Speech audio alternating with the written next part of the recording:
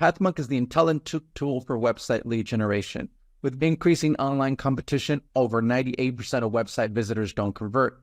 The ability to successfully show your value proposition and support visitors in their buying journey separates you from the competition online. Pathmonk qualifies and converts leads on your website by figuring out where they are in the buying journey and influencing them in key decision moments with relevant micro experiences like case studies, intro videos, and much more. Stay relevant to your visitors and increase conversions by 50%. Add Pathmonk to your website in seconds. Let the AI do all the work and get access to 50% more qualified leads while you keep doing marketing and sales as usual. Check us on pathmonk.com. Welcome to today's episode. Let's talk about today's guest. We have Amber Spencer, CMO at Damon Motorcycles. How you doing, Amber? I'm doing great. Thank you so much for having me. It's great to have you on. I'm sure our listeners are tuning in, wondering what Damon Motorcycles is all about. So let's kick it off with that. Amber, in your own words, can you tell us a little bit more? For sure. Damon is the future of motorcycling. So our mission is to unleash the full potential of motorcycling for the world. And we're doing it by making motorcycling smarter, safer, and cleaner. We're essentially here to disrupt the motorcycle industry through and through, just like Tesla did with the car industry. We're starting at the top with high-performance electric superbikes, and our bikes are built on a multivariant platform that allows us to scale down to commuter bikes that can serve the rest of the world segment. The current product that we have for sale on our website is the Damon Hypersport. What makes our bikes really special is that they come with 360-degree collision warning systems. We call that system Copilot. We also have our adjustable ergonomic system called Shift, which allows you to switch from a commuter position to a sport position and back to a commuter position again, depending on the road condition. Oh, that's awesome to hear then. And so then who would these motorcycles be? Is there a vertical segment? Is there an ideal ICP for you guys that you guys would want them to own one of Damon Motorcycles?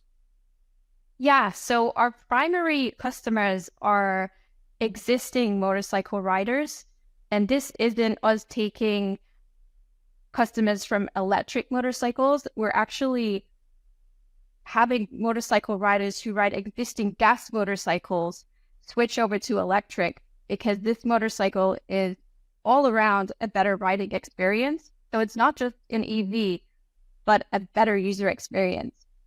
What we've seen in our customer base is that they're typically younger than the average motorcyclist. So they're usually between age 30 and 50. They're more tech savvy than, say the traditional motorcycle demographic. We also see the motorcycle on our website looks like a sport motorcycle, but we're seeing commuters, sport riders, adventure riders, people riding electric motorcycles coming from all sorts of different segments and choosing to purchase a Damon. I think another really interesting insight about our audience is that 40% either don't have a motorcycle or they don't have a motorcycle because they're new to motorcycle riding, or they stopped riding many years ago, and the thought that motorcycling can be safer is bringing them back into the market again.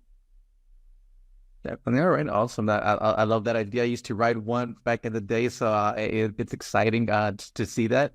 And what would you say then is the top client acquisition right now there for Damon Motorcycles?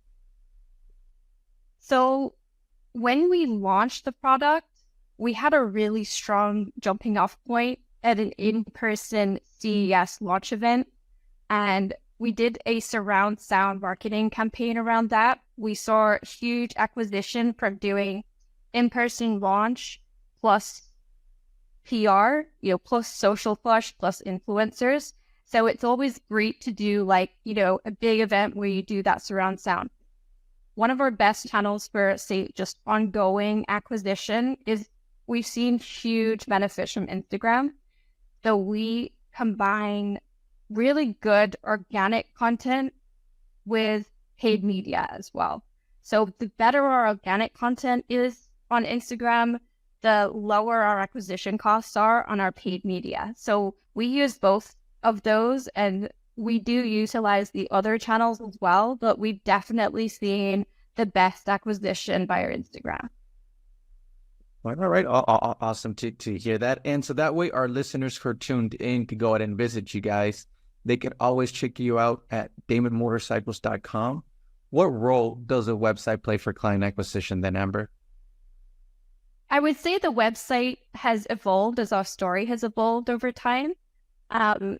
So really the main reason for a website is people can go and see what is Damon all about. You know, it's middle of funnel, so sometimes they're looking just for more information, just to understand like what is the product, and that's more top of funnel.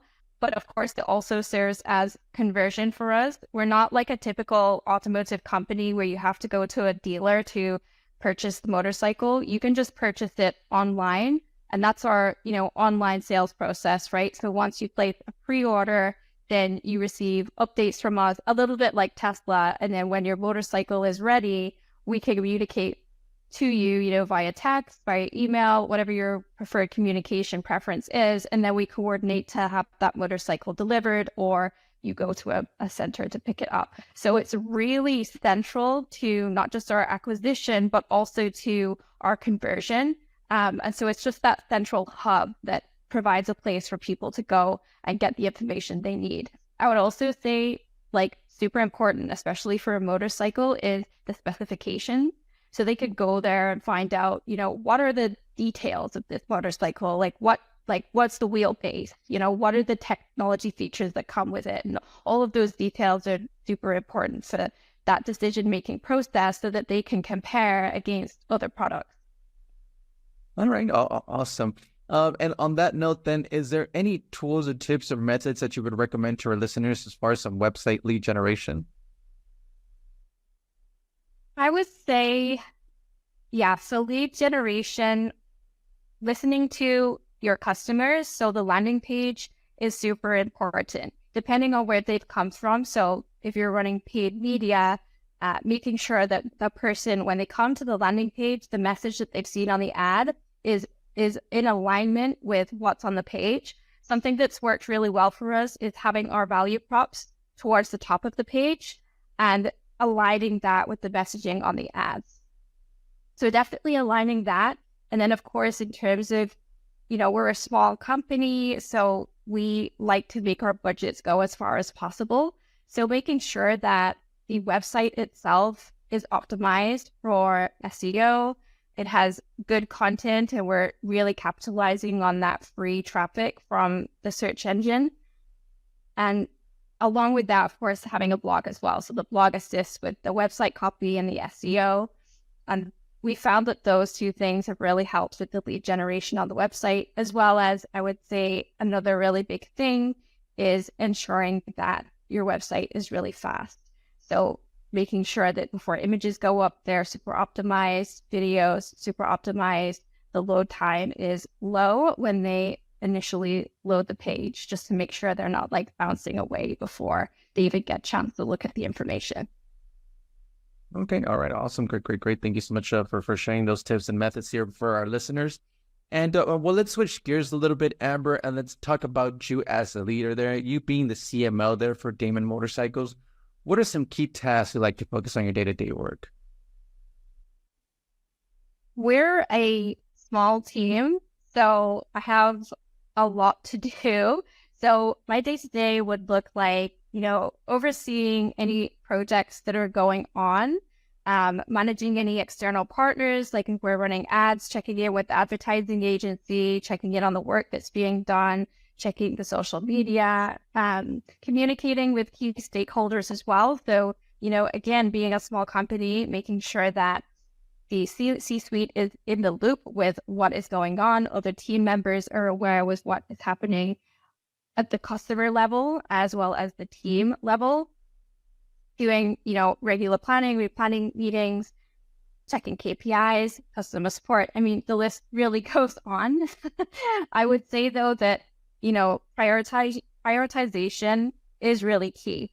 So trying to keep the most important things at the top of my task list And as you know, with startups, things change really quickly. So one day, our goal may be generating leads, and then the next day for our newsletter, and the next day it may be, okay, now we need to generate leads for our test ride list.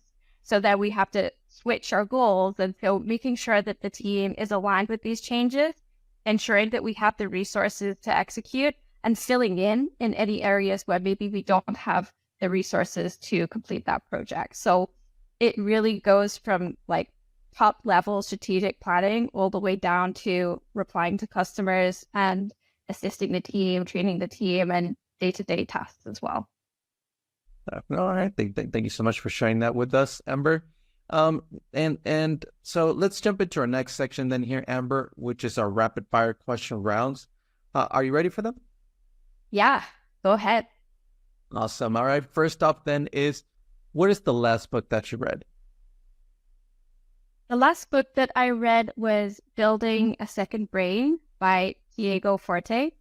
I really found that helpful for productivity and note-taking. So I'd be note-taking not just at work, but when I'm reading books or I'm taking courses, like what is the best way to capture that information and organize it in a way that either assists with my most important project, or maybe I file it away for later because I know it's something that I'm going to need for later, and giving me the tools and the structures to put in place for effective note-taking. So I would definitely recommend it. Definitely. Okay, perfect. Awesome. Next up then is, if there would be no boundaries in technology, what would be that one thing that you want to have fixed for your role as a marketer today? I think I would like a tool that can automate the reporting process a little better. I know there's a lot of tools that claim they can integrate with all of your, marketing systems and generate marketing reports. But I think something that integrates AI and can generate these reports easier and quicker and integrate seamlessly with tools, so that I could generate a report for the C-suite or generate a report for my team, and it's targeted towards the most important information for those people, and can generate charts and just pull that data and manipulate it very easily, instead of having to go in and sort of manually troubleshoot and manually build the dashboards that I need. Definitely. All right. I think that would somebody, not just you, but I think a lot of people would want something like that. So awesome to hear. And well, Amber, we are coming to the end of the show, but I do want to know, right, because you have a lot of experience already. What is that one piece of advice that you would give yourself if you were to restart your journey as a marketer today? I think the one piece of advice I would give myself is that it's okay to not know everything. I feel like I stressed myself out so much as a junior marketer because I felt like I just didn't have enough knowledge, or I didn't know how to do things. And so I would just tell myself, don't worry. Like, first of all, there's people always willing to help. And second of all, like, you're early in your career. You don't have to be concerned with having all of the experience. Nobody expects that of you other than yourself. So I would really be, I think, less stressed out about knowing all of the things, and understand that that just comes with years of experience and working on different projects.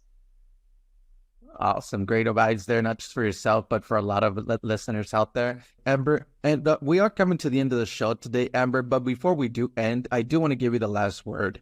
If someone forgets everything about the interview today, what is that one thing they should remember about Damon Motorcycles? We're transforming two wheels for the better. So if you're looking for a safer, smarter way to get around, check us out at damon.com. Amber, thank you so much for being on. To our listeners, thank you so much for tuning in. And I'm looking forward to our next episode at Path Monk Presents. Thank you so much, Amber. Thank you so much.